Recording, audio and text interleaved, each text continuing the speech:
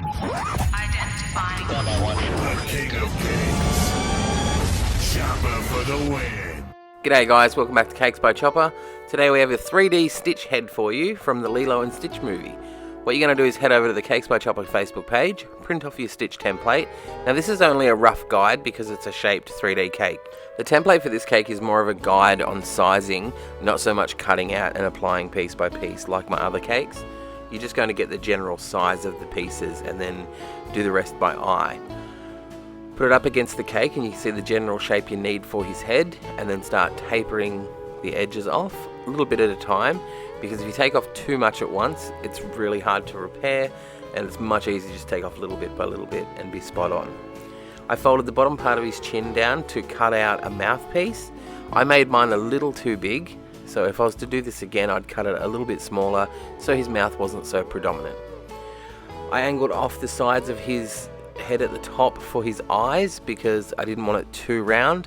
I ended up filling that with buttercream, so pay attention to that when you do yours. You want your eyes to be a little bit flatter.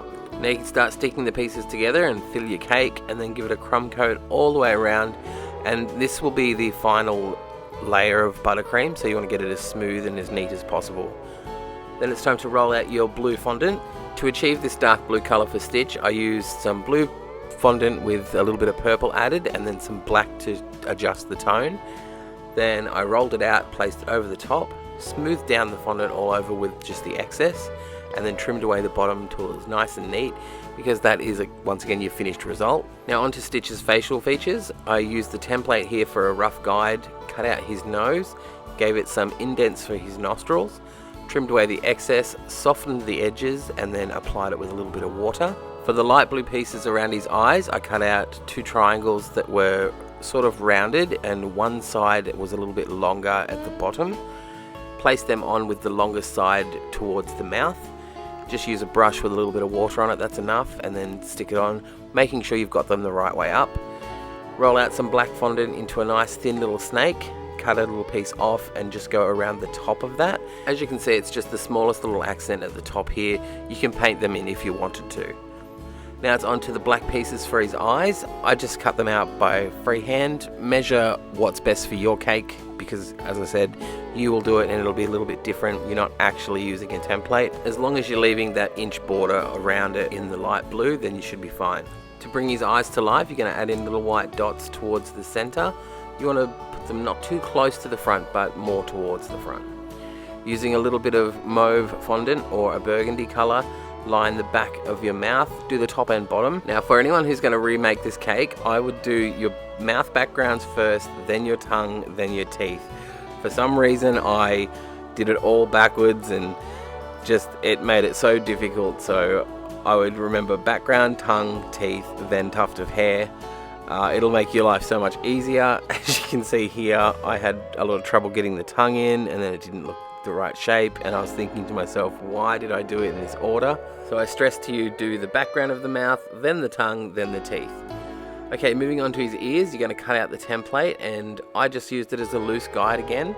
I rolled out the dark blue fondant for Stitch's skin, added some pink to the inner of that, and then I just put it on top and folded it over a little bit. This allowed me a little more freedom with choosing what ear was the right side, because his right ear has a dip cut out at the bottom and his left ear has a little dip cut out at the top. So you can just play with that and choose the ear that you think it suits better for what side. For the second ear it's much the same, but I just placed it on top and rolled it down a little bit and then trimmed away the sides, making sure the dip was in the right spot, and I smoothed down the edges using my finger just along the corner. Once I put it on, I adjusted it and made the ears sit to where I was happy with them, and then I got a wet brush and just tried to stick it down to the side of his face, and then used it to fill any imperfections and get rid of any of the cornstarch that I had on the fondant. Once you've done that, your final step is to give him a few little wrinkles above his nose with some food dye, and then you are done. There's your Stitch cake. As always, thank you so much for watching. Subscribe if you want to see new cakes, and check out this message from my friend Anna. Hi guys, my name is Anna and I have a cooking channel called Cooking with Karma. Now my good friend Chopper has asked me to share with you two of my favourite recipes, and I thought what would be more fitting for this channel than cake. So the two that I've chosen is my bubblegum cake and my chocolate Twix and M&M cake. Now they're both super easy to make and of course they taste delicious, so I hope you will enjoy them.